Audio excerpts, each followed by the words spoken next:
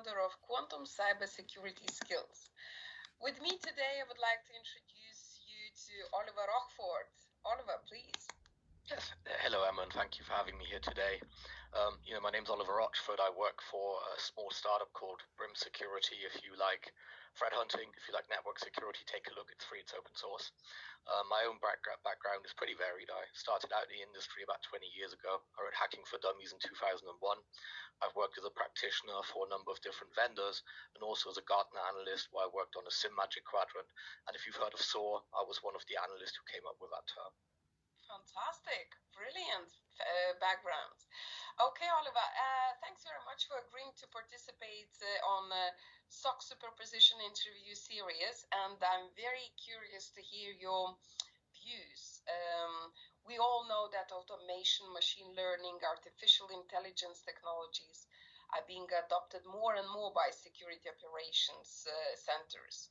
So, in your opinion, how will the role and importance of human experts change over the next 3 to 5 years? Emma, I have quite mixed feelings about AI. Even the term, of course, we all know is a little bit controversial. I mean, on the one hand, I think it's been overmarketed, especially in terms of what can be achieved with real-world data and budgets. On the other hand, AI and more generally advanced analytics are powerful when applied to the right problems. They can act as a force multiplier. But the real question is, how much of your security budget is it worth? And this intersection between AI and people, it's also very interesting because most of the current approaches in the market, they only solve partial problems. So you have this human left over to fill the gaps, these random gaps. It's not really about the synergies between the machine and the actual human, which I think is a missed opportunity and is going to improve, because good AI should augment the human in whatever workflow it's supporting. I think for the cyber professional, there are several implications. On the one hand, we're going to have to become more knowledgeable, more comfortable with the maths and the basic concepts. And I think secondly, because even that's going to have limits, we're going to have to learn to love the black box. I hear a lot of security people say that they're not going to use ML or they don't trust it because they don't understand it. And the reality is that, well, that's fine, because it is someone else's domain knowledge compressed into an algorithm, right? The data scientist, we're not meant to understand it. You can understand the basic concepts. And of course, you can provide transparency. But at the end of the day, we don't understand 90% of the stuff around us. Most people don't understand how a driver works. They don't really know what's in the CPU. And so I think it's really about discomfort. For me, it's because we spent 20, 30 years learning about all of the stuff that we've learned about, and here comes something new where that knowledge is not applicable. But we're going to have to get a lot more comfortable with it. Lastly, I think vendors are going to have to develop their ML applications with that in mind. There's still a human in the loop. Finding this right balance between what the machine does and what the human does, I think is going to be key. And also finding the right balance between transparency, what you can understand, and what I call AI magic. Because if we want to really use the full extent of what's possible there, it is going to look like magic to most people. No, I agree with you. We are driving cars, we don't know how the cars were made. That was a brilliant analogy you gave.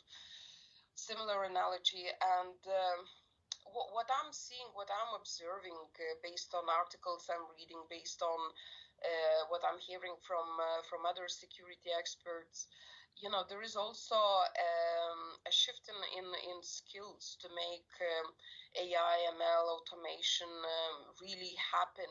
I agree with you. AI, for example, is overmarketed, right? It's still a space for good argument, right? What is AI and what is it capable of compared to what we visualize AI to be, right? But going back to the skills, so there are more developers joining security operations centers to help optimize. People from different backgrounds with soft skills as well, like more business with business acumen as well. So in terms of, and you again in your talk mentioned like building the bridge, missed opportunity, how humans can better support technology and technology better support humans. So very, very nice, very good views. Anything to add on this from your side, Oliver?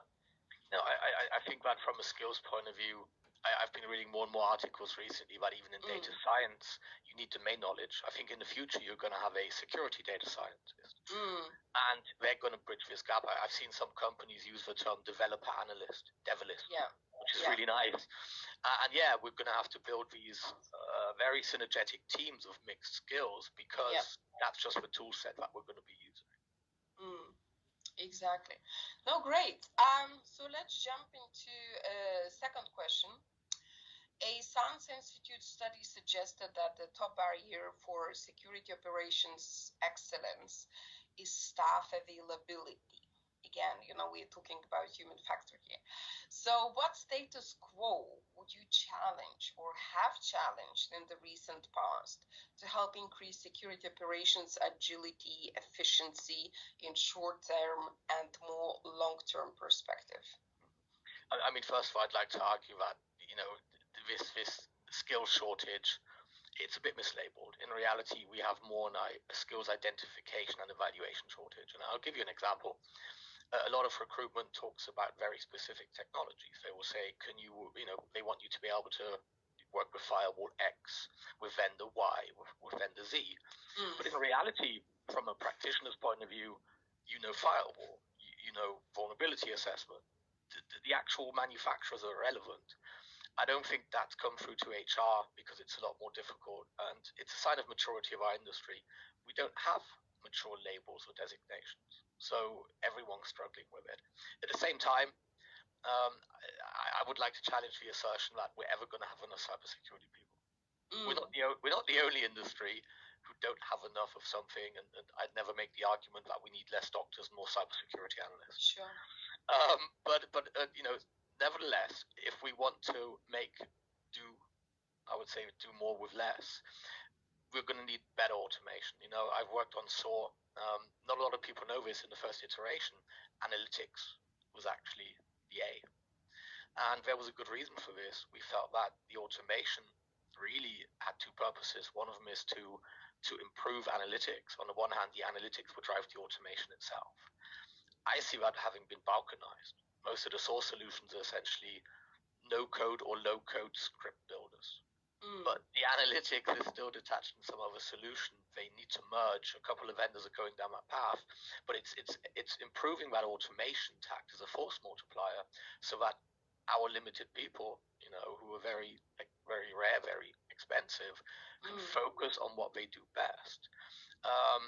So that's one aspect. The synergies, our stacks are still very, point solution focused, and we don't have many shared standards. That has to improve. Yeah.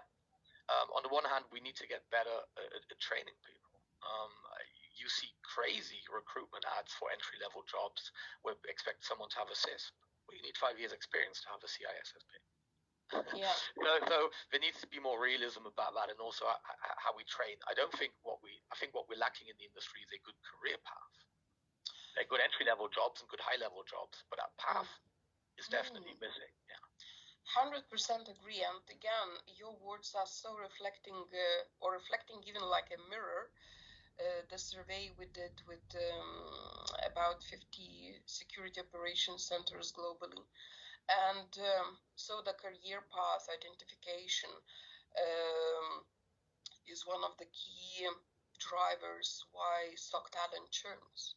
So another very good point you touched upon, again, which is reflecting in real-life scenarios from the survey results we've got, is identification and allocation of talent. So people are bored in doing same over and over and over again while they feel or they know they have the skills or willingness to learn to do X, Y, Z. And again, talking in some other interviews with the SOC leaders, I really celebrate cross-departmental training, red team, blue team, purple team, cross-function training, right? So you expand your horizons, and you can think with wider perspective when you see the be it event, be it alert, be it an actual incident. You know bigger background, what's going to happen if you don't react fast, and so on. So it's sort of raising awareness as well of consequences of not acting promptly, or having limited knowledge. But again, I echo your words on force multiplying. This is crucial. This is important. And again, the actual voice, at least based on our survey, there is a lot of talk about training security analysts, security operations teams in generally. Not every company walks the talk, and this is again why so many SOC talent churn simply and make the investments not to maximize ROI for many companies. So they are spending more money to get the same. So yeah, very interesting again views. I think I'll stop recording for this question, and we're gonna jump on a different video to cover the third question. All right. Thank you, Oliver. Fantastic.